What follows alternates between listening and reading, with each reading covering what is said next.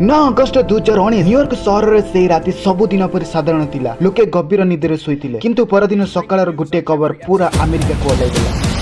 Jail ଭିତରେ ଜଣେ କଏଦୀର ମୃତଦେହ ମିଳିଲା।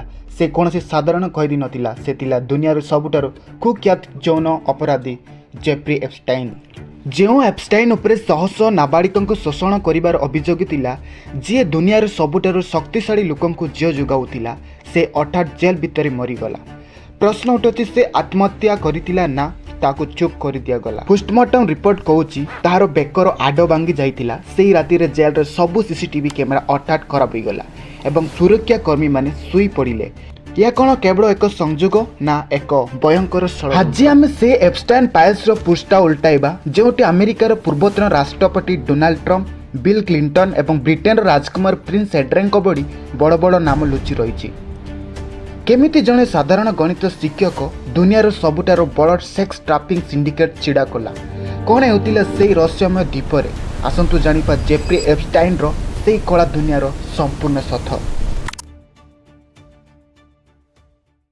ଜେଫ୍ରି ଏପ୍ଷ୍ଟାଇନ୍ ନିଜ କ୍ୟାରିୟରରେ ଜଣେ ସାଧାରଣ ଗଣିତ ଶିକ୍ଷକ ଭାବରେ ଆରମ୍ଭ କରିଥିଲା, କିନ୍ତୁ ତାହାର ଲକ୍ଷ୍ୟ ବହୁତ ବଡ଼ ଥିଲା। ନିଜର ଚତୁରତା ବଳରେ ସେ ୱାଲ୍ ଷ୍ଟ୍ରିଟ୍ରେ ପ୍ରବେଶ କଲା ଏବଂ ଅଳ୍ପ ଦିନରେ କୋଟିପତି ସାଜିଗଲା। ତାର ସମ୍ପର୍କ ଦୁନିଆର ବଡ଼ ବଡ଼ ବ୍ୟବସାୟୀ ଏବଂ ନେତାଙ୍କ ସହ ହେବାକୁ ଲାଗିଲା। ତାର ନିଜର ଏକ ପ୍ରାଇଭେଟ୍ ଆଇଲ୍ୟାଣ୍ଡ ଥିଲା, ଯେଉଁଟିକୁ କେବଳ ଦୁନିଆର ଖାସ୍ ଲୋକମାନେ ହିଁ ଯାଉଥିଲେ। ବାହାରକୁ ଏପ୍ଷ୍ଟାଇନ୍ ଜଣେ ରୟାଲ ବ୍ୟକ୍ତି ଭଳି ଦେଖାଯାଉଥିଲା, କିନ୍ତୁ ଭିତରେ ସେ ଏକ ଭୟଙ୍କର ନେଟୱାର୍କ ଚଲାଉଥିଲେ।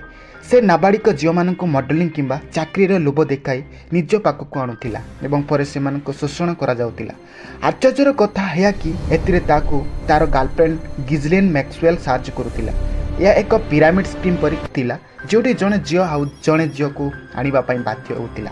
ଯେତେବେଳେ ଏପ୍ଷ୍ଟାଇନ୍ ଫାଇଲ୍ସ ସାମ୍ନାକୁ ଆସିଲା, ସେଥିରେ ଥିବା ନାମଗୁଡ଼ିକ ଦୁନିଆକୁ ଚକିତ କରିଦେଲା।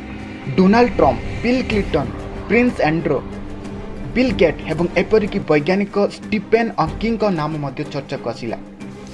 ଏମାନଙ୍କ ମଧ୍ୟରୁ ଅନେକ ଏପ୍ଷ୍ଟାଇନ୍ର ସେହି ରହସ୍ୟମୟ ଦ୍ୱୀପକୁ ଯାଇଥିବାର ପ୍ରମାଣ ମିଳିଛି, କିନ୍ତୁ ଶକ୍ତିଶାଳୀ ଲୋକଙ୍କ ବର୍ଷ ବର୍ଷ ଧରି ଏହି ମାମଲାକୁ ଚାପି ଦିଆଯାଇଥିଲା।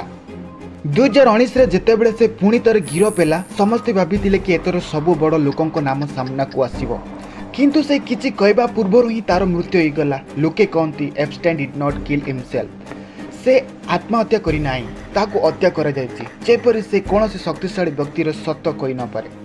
ଆଜି ବି ଫାଇଲ୍ସର ସମ୍ପୂର୍ଣ୍ଣ ସତ ଦୁନିଆ ଆଗରେ ଆସିନାହିଁ। ଆପଣଙ୍କୁ କ'ଣ ଲାଗୁଛି, ଏହା ଏକ ଆତ୍ମହତ୍ୟା ନା ବଡ଼ ଷଡ଼ଯନ୍ତ୍ର? କମେଣ୍ଟରେ ନିଶ୍ଚୟ ଜଣାନ୍ତୁ।